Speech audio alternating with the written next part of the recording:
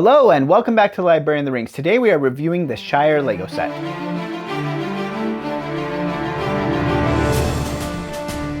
Welcome back, my name is Ben, I'm the librarian. Today we're looking at the Shire LEGO set. Now this came out a couple of months ago, but it has taken me a while to get and build it just because of traveling and other things that I've had to do. So it's taken me a little bit. I also did a full stop motion build of this, so you can check that out on the channel as well if you want to see it built brick by brick. So that does take a little bit to get done, but it's all done now. Here it is in front of me, and now I'd like to review it with you.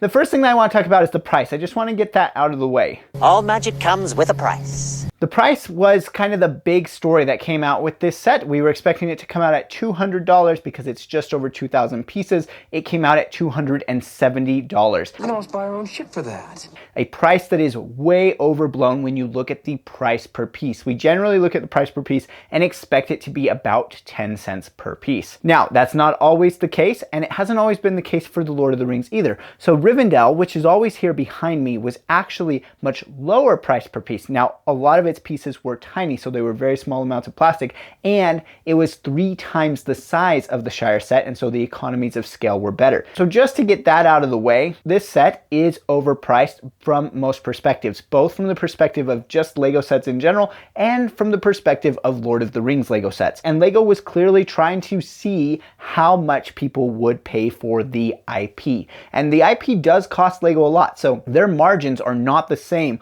on a set that they sell that is Lord of the Rings or Harry Potter or Disney. It is different when they sell something like that because they have to pay licensing on them rather than when they sell something of their own like Ninjago or Friends or something. Those are going to be a higher profit margin for them because the prices are normally in line. So this was clearly an experiment by LEGO to see what people would pay. And I don't know how it's gone. Only LEGO can know that. But I bought it, but that's because the IP is really valuable to me. And so the calculation wasn't necessarily the same for me as it is for somebody else. Obviously, I'm a big fan of the Lord of the Rings, and this was a set that I really wanted. So I was willing to pay the premium for it, but not everyone might be willing to do that. So let me kind of walk you through what's here and what I think about it. Let's talk about the building experience here. The building experience here was really good. This comes with 3 instruction booklets, so you build it in kind of 3 main phases.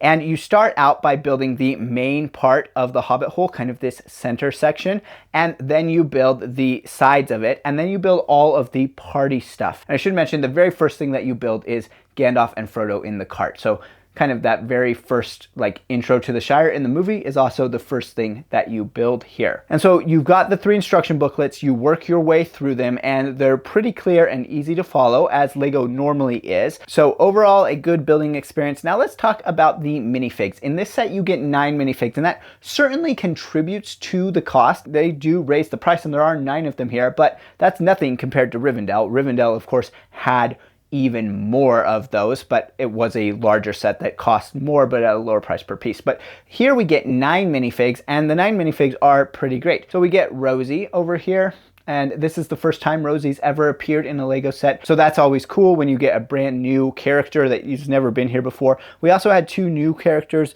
Those would be the Proudfeet that I've got over here, Mr. and Mrs. Proudfoot. They've never appeared in a LEGO set before, probably never will again, so this is probably the only place you're going to get them, but they're fairly standard Hobbit figures. Then we do have Gandalf and Frodo. Gandalf and Frodo both come with sit versions as well as stand versions so that they can be on the cart or standing, and so they are kind of one of the focuses here. We have Sam over here. He's clipping the grass right now. We also have Merry and Pippin. Merry and Pippin are here with the firework that they set off. Merry and Pippin come with 2 sets of hair, one that is singed and one that's not, and then their faces are reversible. Probably everybody in this set has a reversible face, but Merry and Pippin, there's reverses from normal to singed. Just go with the singed hair after they set the firework off.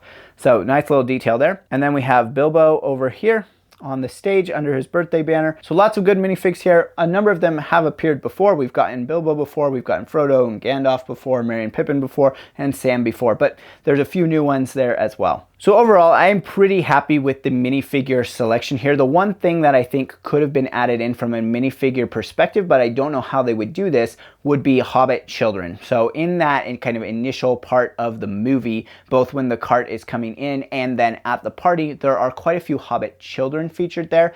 and it would have been nice to see them. One of the problems with that is the hobbits are already short. So the hobbits are already using the short leg mold, so they can be smaller than figures of a normal minifigure height. And so creating children then would be tricky because often that short leg is used for children in regular minifigs. And that's one thing to mention is most of these minifigs obviously are hobbits, all of them except Gandalf are hobbits, so they are all these short minifigs using these short legs. And obviously the posability is a little bit less because their legs don't bend. Okay, now let's talk about the detail of the set here. So the detail of this set is what makes it shine, right? That is where LEGO just does a fantastic job with so much of what they do. It was amazing in Rivendell, the amount of detail that they had, and it's amazing here. It's really good. And I do think that a lot of the negativity around this set came from the price, and people started to be very nitpicky about it because the price was so high. And that's LEGO's own doing. They did that to themselves. But the actual detail, the actual design of the set is actually really quite good. Just to point out some of my favorite kind of details here, well, the brick built firework is one of them. So here's the dragon firework right here. It starts off as a brick built firework that's just standing, very similar to what you see in the film, and then you turn it into this, right, so that you can have that firework scene. So that is a really good detail. There's also fun details, like Bilbo can be flipped around so he can disappear. So they've built in some play elements. Another play element is in the back of Bag End. You can flip a switch, and where there's an envelope, it will then become the ring. And so they'd cast it into the fire, the envelope burned away, and the ring was there. There's just so much detail here where they went and they looked at the film and they tried to build that into here. A good example is the cake. The cake is very good at matching what you see in the film. It's obviously ginormous compared to the size of the hobbits, so that is exactly where it should be. A fun little detail is Merry comes equipped with an apple. In the movie, he is eating an apple. You build little fireworks that go inside of the cart, which look very similar in LEGO form to what Gandalf picks up to shoot off at the party. Outside of Bag End, there is a lot of detail as far as kind of the landscaping goes. So they did a great job matching the flowers to what you see at Bag End in the film. The fence, this is made out of boomerangs. It gives kind of that woven fence look that's there. I really like having the pumpkins here. So it's really well thought out. Inside, in the interior, you have things like Bilbo's book. So there's a little book at his desk, and it's red like it should be. And of course it opens up and says there and back again. Now I believe this is exactly the same model as we had in Rivendell. So it's not new, but it is a nice detail to have here in this set. You also have things like the Mithril coat, which is inside of a chest. Again, that's recycled from Rivendell, but of course it should be here too. At first I was like, should the Mithril coat be here? Because it was kept at the Madam House. But then I remembered this is set right before Bilbo leaves and he took the Mithril coat with him.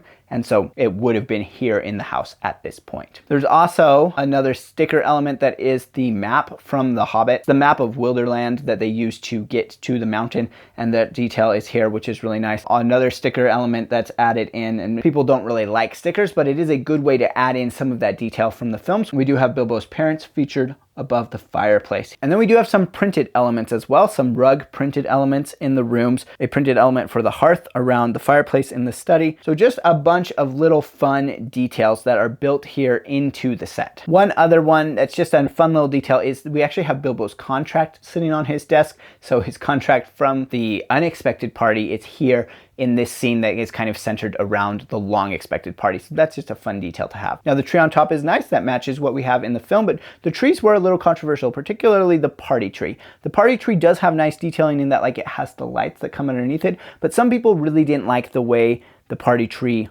looks. They don't like the way that it was built. It didn't bother me. I think it's well approximating what's in the film without making it too huge. The film's party tree really has these like sweeping branches that come out a long way, and that would have been something that they could have built, but it would have kind of taken up a lot of room. I'm not upset about that, but some people didn't like the tree. And then the only fabric elements that we have besides Gandalf's cape was the tent here. So we do have the tent where they put the fireworks, and that does have a fabric top there for it, as well as the Bilbo Baggins banner here. So that's the other fabric element there. Okay, so lastly, my overall thoughts here. my overall thoughts are that this is a great Lord of the Rings set. I am really glad that we got it. I love having a new Lord of the Rings Lego set coming out at least once a year. I will not say that it was a fair price because it really wasn't. It was overpriced, and I will be interested to see how Lego responds to the negativity in the coming sets. But overall, it is a good set. It is a great set for a fan of The Lord of the Rings, and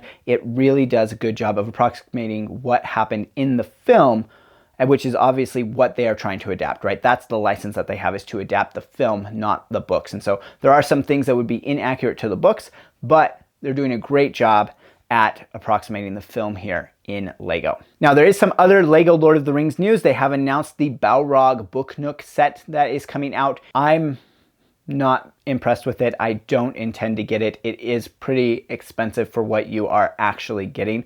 The price per piece might not be too bad, but the actual scene itself isn't that great. You get a brick built Balrog, which might be cool, except to me, I don't love the way that it looks. So I'm not planning on getting that set. Let me know if you've seen it and what you think about it. And also, when you drop down in the comments, let me know what you think about this Shire set. Until next time, farewell wherever you fare. May your Eries receive you at your journey's end.